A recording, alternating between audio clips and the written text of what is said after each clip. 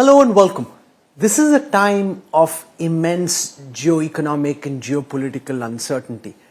And to get a sense at how the world is seeing the big transition from President Joe Biden to the new President Donald Trump and the impact this has on India and on the rest of the world, we're joined in the national capital by the President of the World Economic Forum, Borge Brende. Thank you very much, Mr. Brende. It's great to have you back in India. Thank you for inviting me, and great to be back in India. It's such a vibrant country. There is so much thought that your analysts, researchers do on what's likely to happen next. And the biggest open question is the impact that the Donald Trump presidency has on different aspects of what's happening. So I want to start by talking about, trade in the Indian context. President Trump threatening tariffs against Mexico, Canada, China. How do you see this play out in reality? How much of what we're hearing from Donald Trump is just belligerence, maneuvering, negotiation tactics? And what do you think he actually intends to push through? I think we're seeing a change to towards more nearshoring and friendshoring under President Trump's leadership. I think he's serious about the tariffs, but he also comes out with that as a bargaining position. He's a deal maker. So when he says he will put 25% tariffs on top of what is there already with Mexico, he says that he might not do that if they can contribute in stopping illegal immigration and also on the export of drugs and narcotics. If you look at India, and I guess you want me to come there too, I think India is in a pretty good situation. There is good relations between India and the US. There is also good, at least traditionally, relations between Prime Minister Modi and President Trump. And for India, US is the biggest export market. It's super important, the US relationship. And you can also reflect on why there is so much speaking about the US. The short answer is that the US is 27% of the global economy and only 5% of the global population. And most of the big companies of the world are based there. So it is very important what the US decisions on trade. He's also threatened tariffs against China. That's something that Xi Jinping and the CCP are quite worried about. Last time an American president and the American Congress put in place very high sanctions, it ultimately led to the Great Depression. And therefore, let's just deal with US-China for a moment and your impact on the kind of tariffs that he'll ultimately push through and the impact this will have on the China-US trade economic relationship. It is true that the US market is still very important for China, but it's now only 13 to 14% of their export that goes to the US. Before it was higher, but it is also a big trade deficit for the Americans. And, Trump is also very much focusing on trade deficits.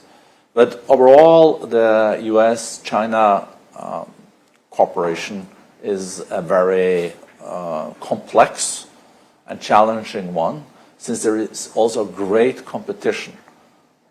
We call it the G2. They are the two largest economies in the world, and they're competing. I think it's a lot about the new technologies now. Who's going to be on top of the Gen AI? Who's going to be top of data flows? Who's going to be top of quantum computing? And I think they're feeling this competition on a daily basis, and Trump will maybe introduce the 10% tariffs on top of all the tariffs that are already there. But we've also seen that China has then said, okay, then we will retaliate. We are the biggest exporter of rare minerals. We will also look into battery export, where they are very, very leading. This shows that the economies are so interwoven, so it is not easy to decouple. So I don't think we will see a decoupling between the US and China, but I think on very advanced technologies, I think there will be more and more measures taken to not trade in those most advanced areas from both sides. So it's quite clear that Trump will push ahead with more tariffs against China, which creates an economic opening for India in terms of trying to attract some of the companies which are looking to move part of their supply chains outside mainland China. From the lens of the World Economic Forum, in terms of this journey that India has been on, to what extent do you think we're well placed to benefit from the Trump trade changes that are likely to come over the next several months? It's true that China already have seen that some of the manufacturing has moved to Vietnam, to India, to other emerging economies. China is still producing 30% of all manufactured goods in the world, and they're 18% of the global economy. So there's still a manufacturing power, but because of the wish also to diversify the supply chains, not to put all eggs in one basket, you will see more interest in this. And India has traditionally not been the great manufacturer of the world. It's strong on services, it's strong on digital trade, but we are seeing a difference. We're seeing that manufacturing is coming here to India, make in India, I think it is called. And just look, Apple didn't produce any iPhones in India a few years ago.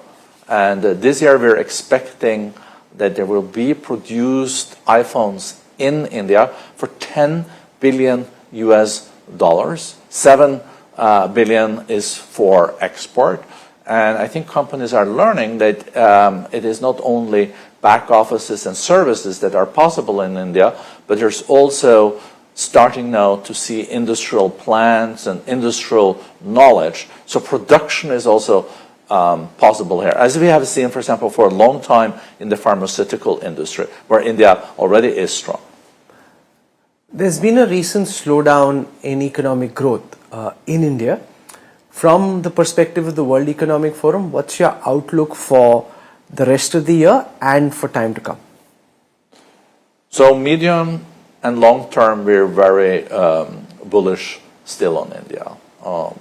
It is gone from being the 13th largest economy in the world to be the 5th, and it will soon become the 3rd largest economy in the world. That's why I also coined this G3 in an interview with you, I think a year ago, because we will have US, China, and India. Of course, we will have also the European Union, but there are more countries, so it's not one country.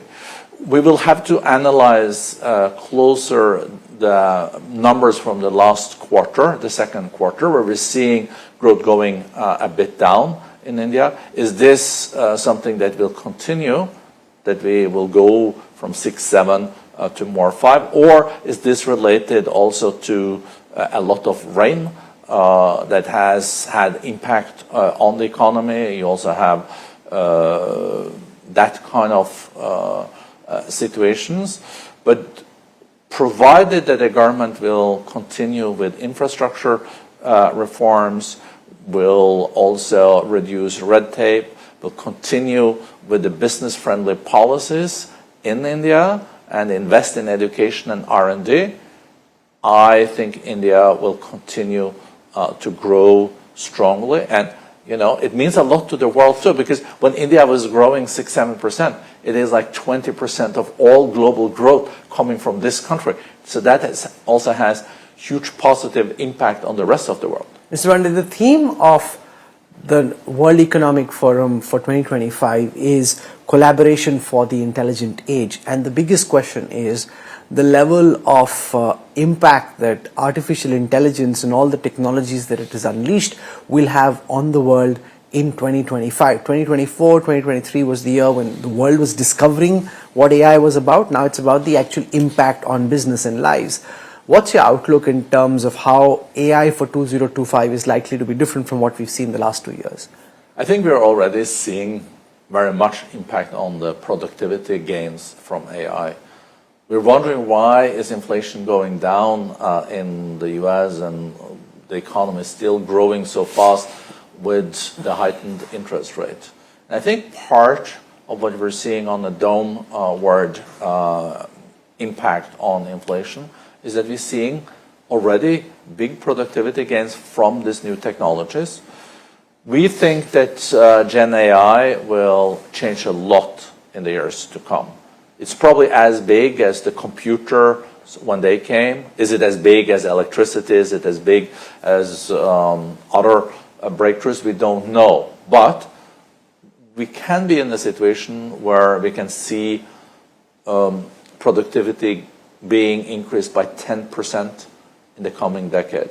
And that is a lot of prosperity. And I think for India, if you break it down for India, this is good news because India is pretty strong on IT, or is very strong on IT, and also IT services.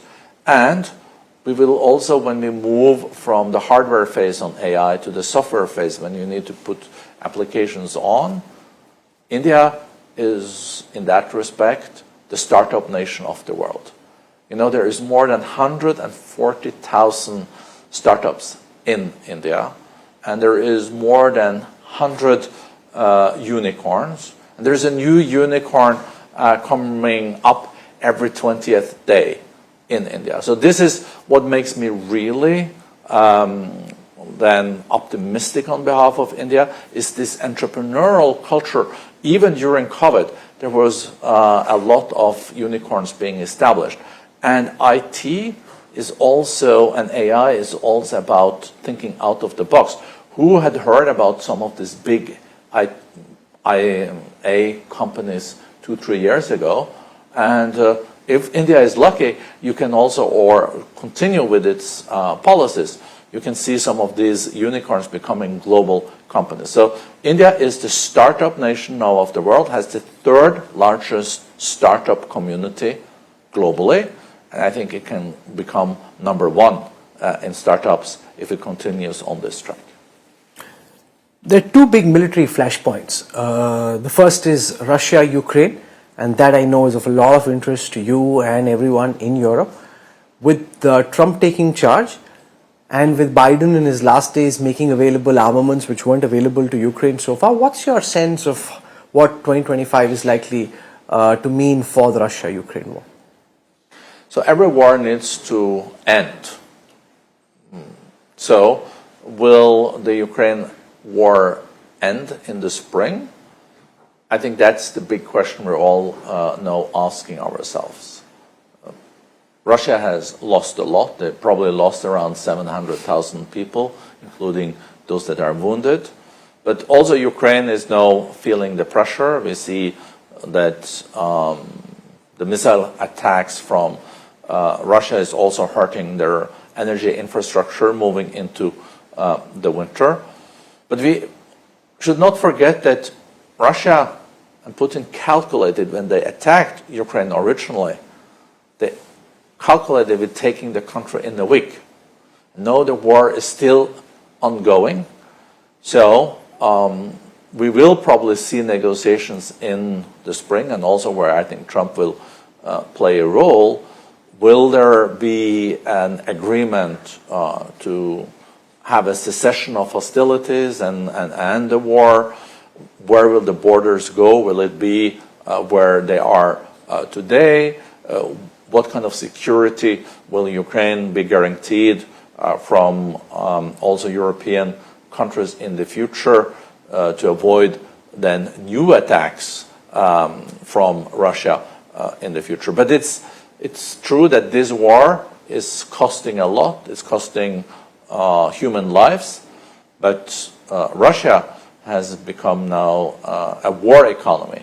30-40% of all their spendings are going to military. So hopefully we can see a more peaceful 2025 also when it comes to Ukraine. And lastly, Israel and what's happening in the Middle East.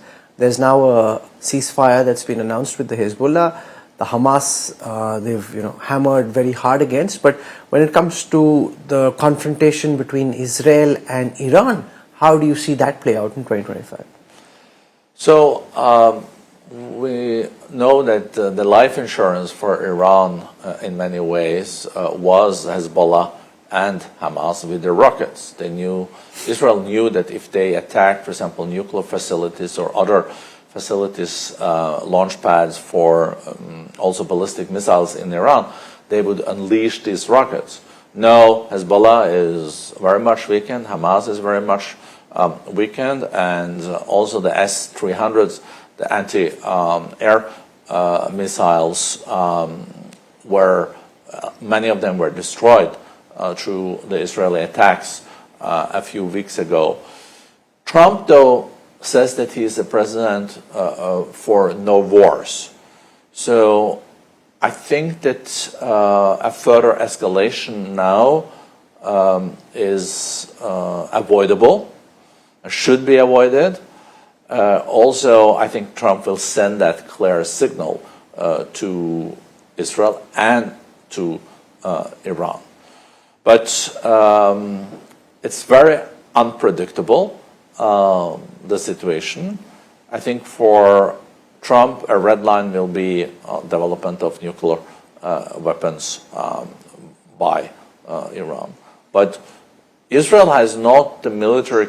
So Israel doesn't have the military capabilities to take out everything related to ballistic missiles and nuclear power, future potential nuclear development in Iran. There you need the American B-52s because you have to have a different capabilities. So let's hope that there will be no further escalation also on between Israel and Iran, because this is the least thing that the global economy now needs. Like, wars are very bad for prosperity and for development. Well, we've covered a wide array of topics for taking our time on this visit to India. Thank you very much, Mr. Brende. Really appreciate it. Thank you.